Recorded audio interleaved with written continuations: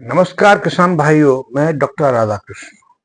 हमें कुछ जो हमारे किसान मित्र जैविक खेती करते हैं या मॉडर्न खेती करते हैं, उनके लिए कुछ ज़रूरी बातें हैं। जैसे कि यदि हमारे खेत की मिट्टी में जिंक की कमी है, बोरोन की कमी है या सल्फर की कमी है, तो हमारा उत्पादन तब प्रभावित होती है। मैं बात करूंगा जिंक की कमी की। यदि हमारे खेत की मिट्टी में जिंक की कमी है, तो आपकी फ्लावरिंग प्रभावित हो जाएगी।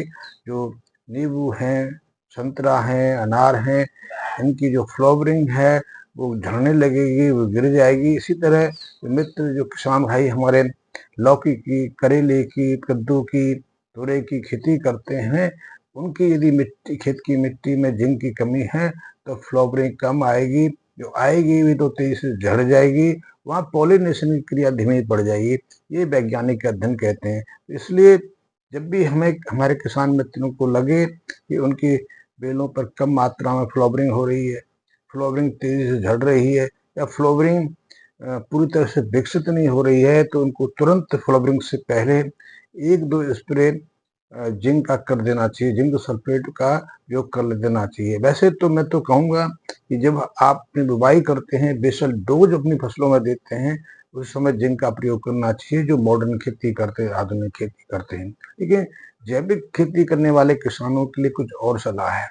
वो सलाह ये है कि परंपरागत रूप से हमारे खेत की मिट्टी में जिंक की कमी नहीं होती। जिंक हमारी खेत की मिट्टी में पर्याप्त है। पर्याप्त इसलिए है कि जैसे ही हम खेत की मिट्टी में 5 या 6 इंच की गहराई में जाते हैं और मिट्टी का विश्लेषण कराते हैं, एनालिसिस कराते हैं, तो वहाँ हर जरूरी पोषक तत्व पर्याप्त मात्रा में उपलब्ध है। कमी सिर्फ ऊपर की परत में आती है, उसके पीछे कई कारण हैं। कारण यही है कि वर्षों से रासायनिक खादों का प्रयोग कर रहे हैं।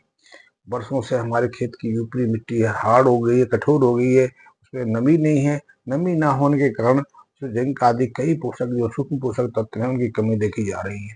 वैसे तो यदि गहराई में जाए देखें तो हमारे फसलों के लिए, हमारे पेड़ पौधों के लिए, वनस्पति के लिए, पूरी तरह से विकसित होने के लिए, स्वस्थ होने के लिए, पूरी तरह से अपने को फैलाने के लिए, पूरी तरह अपनी उत्पादकता दिखाने के लिए 17-18 पोषक तत्वों की जरूरत रहती है।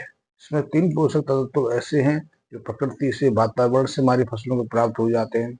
हम कार्बन की कोई बात नहीं करते, जबकि हमारे फसलों के लिए भी, हमारी वनस्पतियों के लिए भी और हमारे शरीर के निर्माण में कार्बन का सबसे महत्वपूर्ण भूमिका रहती है। करीब करीब 48 से लेकर 50% तक हमारे और वनस्पतियों के शरीर के ठोस भाग है, उसमें कार्बन का हिस्सा रहता है। लेकिन कार्बन की हम कभी चर्चा नहीं करते। चर्चा इसलिए नहीं करते कि हमारी वनस्पतियाँ, हमारे जो पेड़ पौधे हैं, कार्बन को सीधा सीधा वातावरण से कार्बन डाइऑक्साइड के रूप में प्रयोग कर लेते हैं। हम भी कार्बन का प्रयोग कार्बोहाइड्रेट युक्त जो पदार्थ हैं, भोजन हैं, उनसे प्राप्त कर लेते हैं, तो इसलिए कार्बन की चर्चा नहीं करते। इसी तरह हम ऑक्सीजन को भी हम पानी से प्राप्त कर लेते हैं।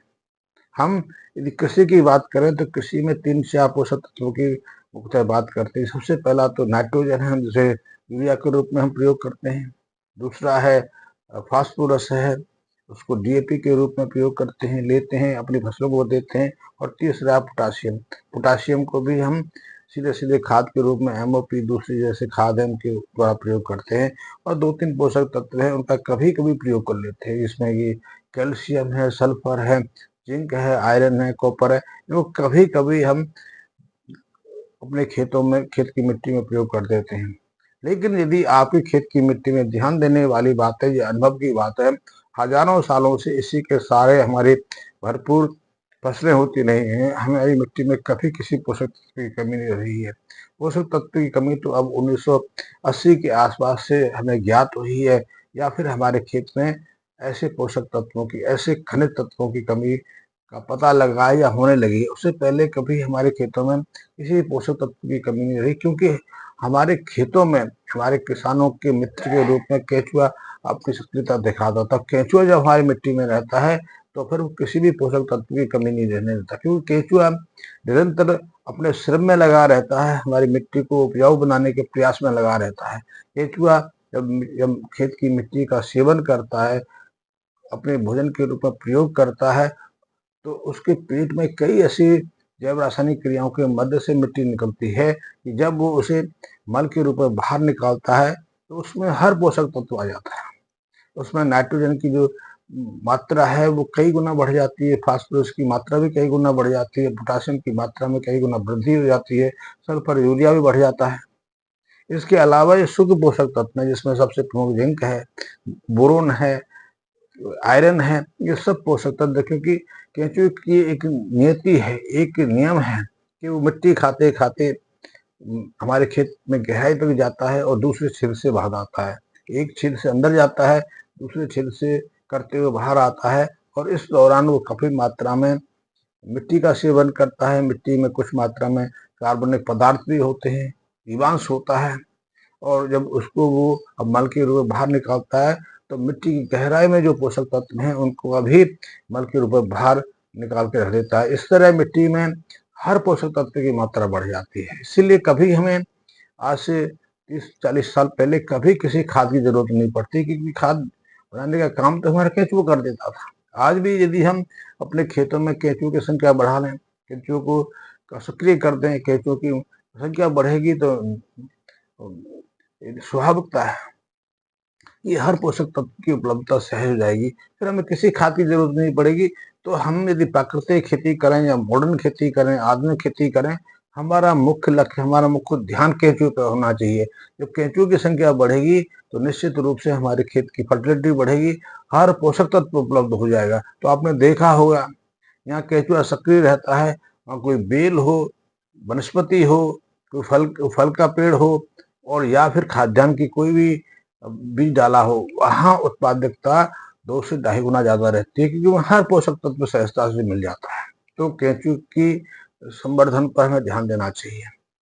एक चीज और भी हमें ध्यान देने की आवश्यकता है कि हमारी फसलें मात्र 3 या 3.25%, 3.67% के आसपास पोषक तत्व है मिट्टी से ग्रहण करती हैं। अन्यथा उनकी पोषण की जो उपलब्धता है वातावरण के माध्यम से 96 से लेकर 6.3 से लेकर 97% तक वातावरण से उपलब्ध हो जाती है। इसलिए हमें, यदि हम प्राकृतिक तरीके से अपनी मिट्टी को संजोए हुए हैं, हम अपने खेत में प्राकृतिक परिस्थितियों को उपलब्ध कराए हुए हैं, तो हमें किसी पोषक तत्व की जरूरत नहीं है, क्योंकि पोषक तत्व तो बहुत कम मात्रा में हमारी फसलों को चाहिए। जड़ों के माध्यम से वो 3-3.25% के आसपास ही पोषक तत्व ग्रहण करती है। ये बात हमें दिमाग में रखनी चाहिए, और हम किलो के हिसाब से, हम क्विंटल के हिसाब से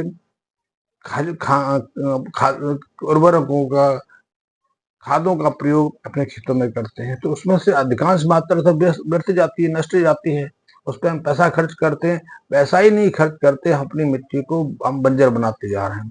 तो यदि आपको लगे कि आपके फसलों में, आपकी बेलों में फूल कम आ रहे हैं, फूल तेजी से झड़ रहे हैं, फूल गिर रहे हैं, फूल आते हैं लेकिन आपको ना तो उतनी संख्या में तोरई मिल रही है, लौकी मिल रही है, ना कद्दू फलित हो रहे हैं, ना नींबू बदल रहे हैं, ना संतरे का जो फूल है, संतरे पे फूल तो खूब आया, अनार पे खूब फूल आया, लेकिन आपको उतनी मात्रा में फल उपलब्ध नहीं हुए, तो उसको अनुमान यही है कि आपकी मिट्टी में जिंक की कमी है। तो यदि आप आधुनिक खेती करते हैं तो आप जिंक का स्प्रे करिए। यदि आप जैविक खेती करते हैं तो केंचुए पालिए, केंचुओं का संवर्धन करिए, और जिस मिट्टी में केंचुए हैं वहां किसी भी प्राकृतिक किसान को किसी भी खाद की जरूरत नहीं है।